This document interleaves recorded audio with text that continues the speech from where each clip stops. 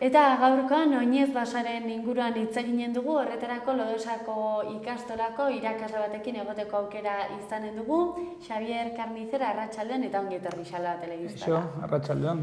Bueno, esan dugun moduan, oinez basoarekin ere aurten jarraitzea erabaki duzue, ja ustut komentatu diezula duela 6 urte gutxi gorabehera hasi zela, ez? Komentatu iguzu zer den oinez basoa proiektua. Bueno, oinezak labur bilduz, oso erraza da ulertzen. Egunak berak, Nafarroinezaren egunak berak sortzen ditu sortzen du alako kutsadura, CO2 edo gasarekin, eskenen pensatu behar dugu, ze jende mordoa, bidaiatzen duen, kotxen bidez, autobusen bidez, orduan, pensatu zen, kutsadura hori nola orekatu bestaldetik ez. Orduan ikusi gendu modurik errexena izango zela, errexena, logikoena zela, basoak landatzea.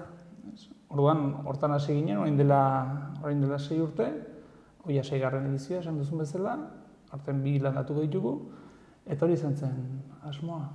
6. edizionetaz hitz eginen dugu onderen gehiago, hori zuen helburu nagusiak eta zeintzuk izanen diren aurtengo baso horiek, baina orain arte proiektu honen bidez zenbat lekutan landatu dituzue basoak eta zer lortu duzue? Bueno, lehenengoa izan zen Arbizun, lehenengo aspatu zena, han egitzen baso, tokian tokiko landatzen diren basoak ere, desberdinak dira noski. Orduan Arbizukoa izan zen basoa eta gehitu zitzaion ere egin zian bi putzu. Bertako igel bat babesteko ere bai. Bigarrena Tafallan egin zen, Tafallan ia 7.000 zuhaitz landatu ziren. Eta gainera, bera ere monitorizatu egin zen, ikusteko baitaren nolako eragina zuen bertako basoak ekosistema berean ere. Hirugarrena uste dut Tuteran izan zela, herriberako baso bat sortu zen, bere ezaugarriengatik, uste dut saritua izan zela proiektua bera. Urrengoa Zangotzan, eta Zangotzan egin zen baso jangarria deitu izan zitzaiona, bertan ere landatu ziren hainbat landar ere jangarriak zirelako, eta gainera oso sartua daude proiektu horrekin, oso motibatuta jarraitzen dute. Eta azkena, Baztangoa izan zen, iaz, eta han berreskuratu ziren edo babestu ziren bi zuhaiz beretzi, Portugalgo erramua, eta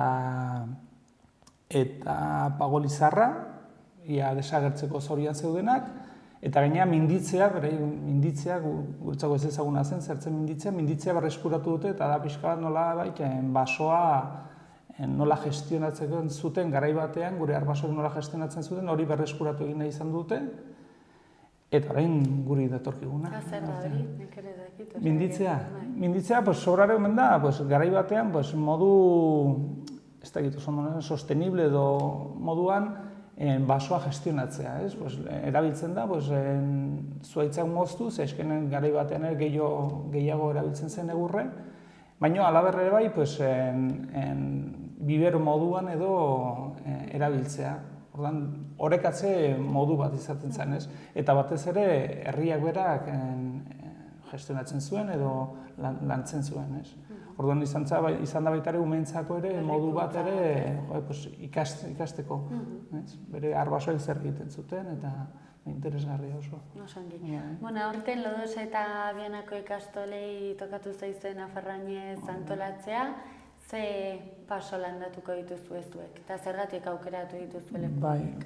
Bueno, bi ikastola txikiak dira, eta naiz eta Lodosan Bianan izan oso izaera komarkala dute, eskualde ikastolen izaera dute, orduan egiten diren ekintza gehienak ere egiten dira herri horiei begira ere, inguruko herriei begira ere, ahalik eta isla gehien izan dezan, bertako ekintza guztiek.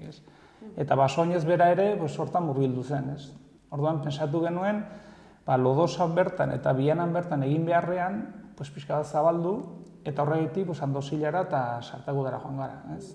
Gainera, udaletxe horiek ere izugarrizko erreztasunak eman dizkigue, dena jarri dute gure esku eta oso ondo portatu dira. Eta horregatik joan gara hori, Andosilla eta Sartegudak. Bi proiektu desberdinak dira, beraien artean loturarik ez dutenak. Eta, Sartegudako adibidez, Sartegudak baditu, hainbat naturgune, behar bada igual ezagunenak izango dira memoriaren parkea, aspaldi honetan horrela dabilena, eta Ebro ibaiaren ertzetan dagoen basoa. Eta bien artean bada sakanune bat, interes bereziatuena, baina gaur egun utzita dagoena eta zuhaitz asko gaixorik daudenak. Horren gure asmoa da sakan hori berreskuratzea, nolabaiteko etorbide natural bat sortu bi ertzetan, eta gero baita ere banku batzuk edo jarri, baita ere sakan horretara begiratoki bezala izateko. Gainera, landatuko diren zuhaitzak ez dira ordezkatuko espezie berdinengatik, baizik eta espezie desberdinak landuko ditugu, hori da, basarroxak, altzak, altzarik ez dagoela, arteak bai, olibondoak, basakak, desberdinak ez, pixka bat baita ere landare diare ugaritzeko. Eta Andosillakoa zeharro desberdina da. Andosillan bada Gurutze Santuaren ermitan, bada dagoeneko ja baso zahar bat, pinudi bat dago, aisialdi gune bada, eskenean, ermita horren ingurukoa, baina lurra oso urria da. Dena dira gatzak, dira kixuak, ordan gauza askorik ezin da landatu, baina bai dago asmoa pinudi hori zabaltzeko, ze konprobatu dugu baita ere landaketa hauen ondorioz, bai lurzoruak eta bai ekosistema beraiek ere aberastu egiten ditugula. Eta badugu beste asmo bat ere,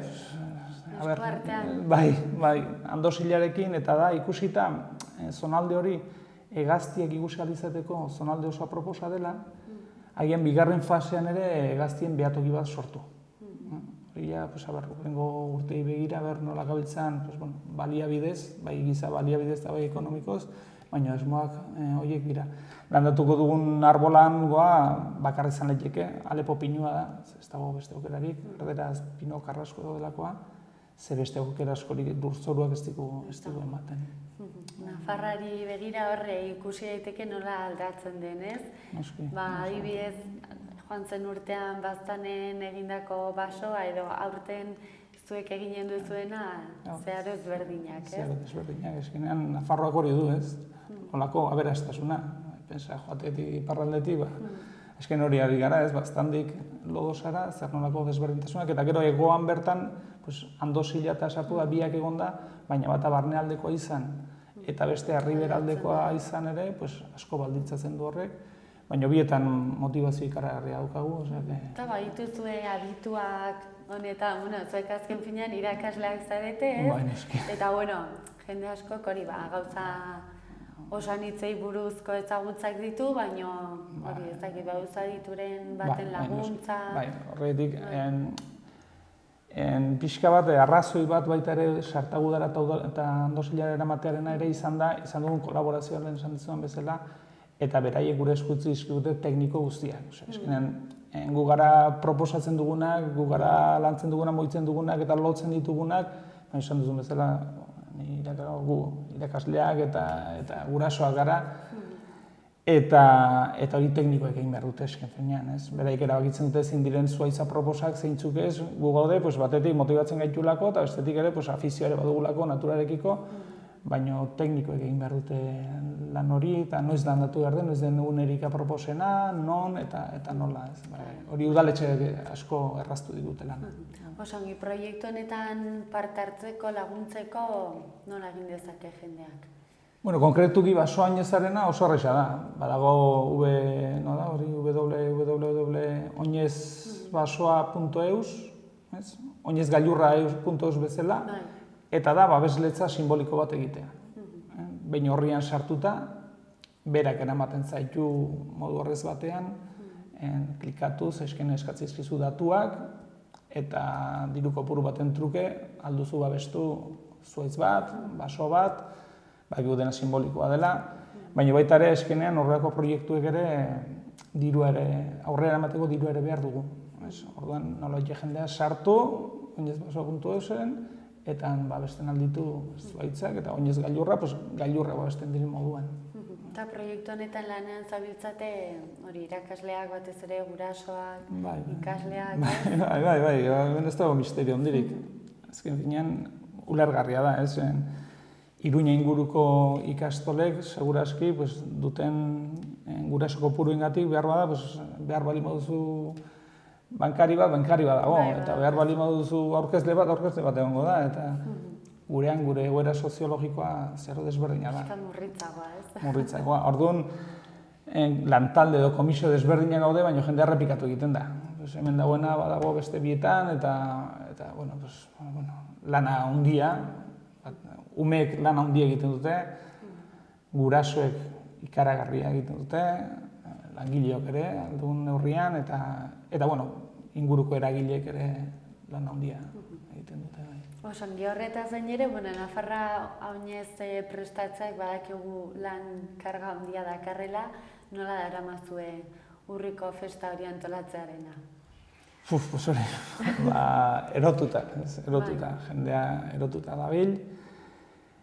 Frente asko dauzkagu bain gainea irekita, zuk esan duzun eguneko hori hor dago beti bihotza bezala pun egiten, eta hor dago eta antolatzen ari gara pixkanaka, baina baditugu horretik ere, orain adibidez, San Fermin datorkigu, eta bertako txosna eta txosna hortan egingo ditugun ekintza guztietan horrera bat murgilduri gaude, txanda asko dira, bete behar direnak, eta hori eskenen gurasok eta inguruko senidek eta bertetzen dugu, ez?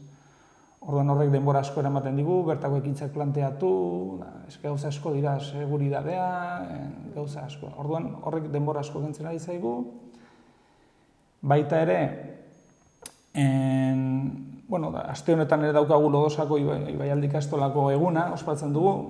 Nahi dugu egin Nafarroan txiki baten moduko zerbait, eskenen eguna bianan egingo da. Orduan guk ere gure festa txiki bat egin nahi dugu. Bagabiltza ere abestiaren bideoklipa edo editatzen ari dira ere. Beraz, grabatu daukazu ja. Grabatuta daude, irudia ja grabatuta daude, abestia egina dago, sortua dago, eta orain bideoklipa falta da.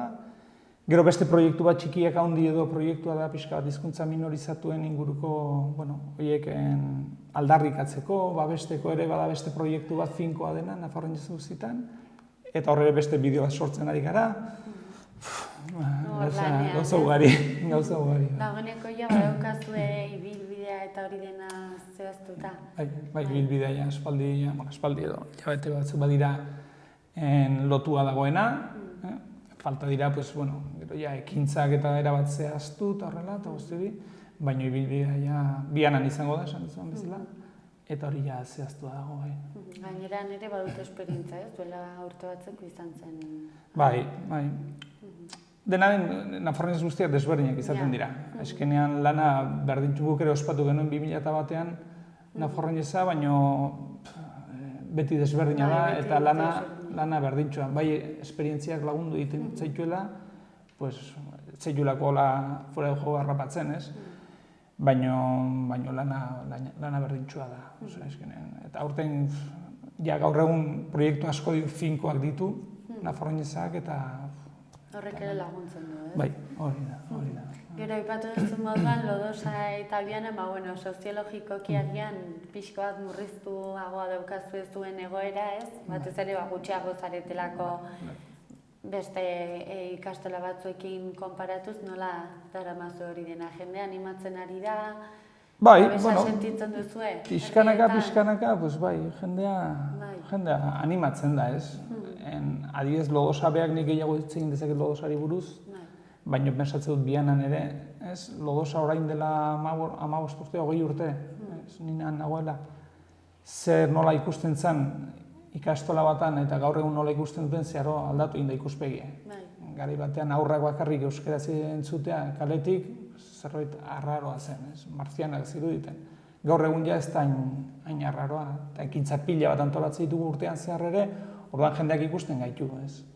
Orduan mitzet hori normalizazio aldetik asko aldatu da. alare zonalde zaila da.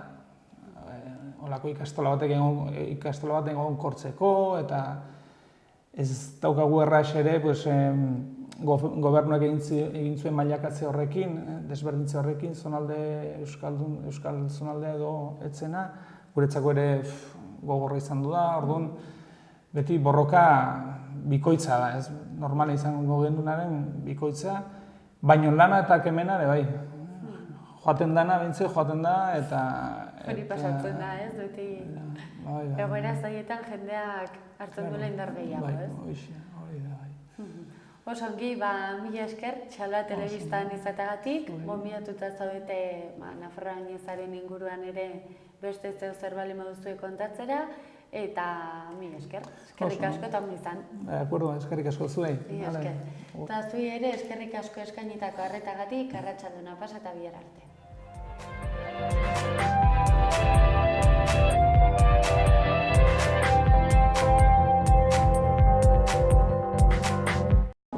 Gorritxon atsedenerako sistema hoberenak eta loaldi egoki batendako beharrezkoak diren produktuak aurkituko dituzu.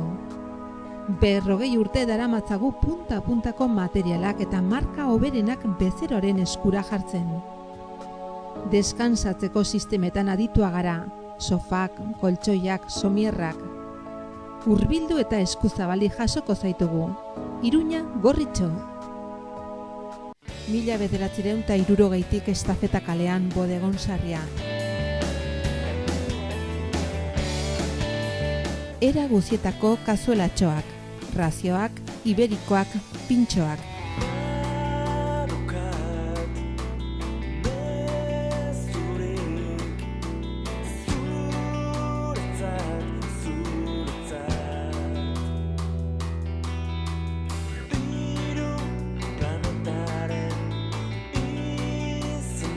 Berrogeita 10 urte Iruñako Alde Zaharrean, Bodegon Sarria.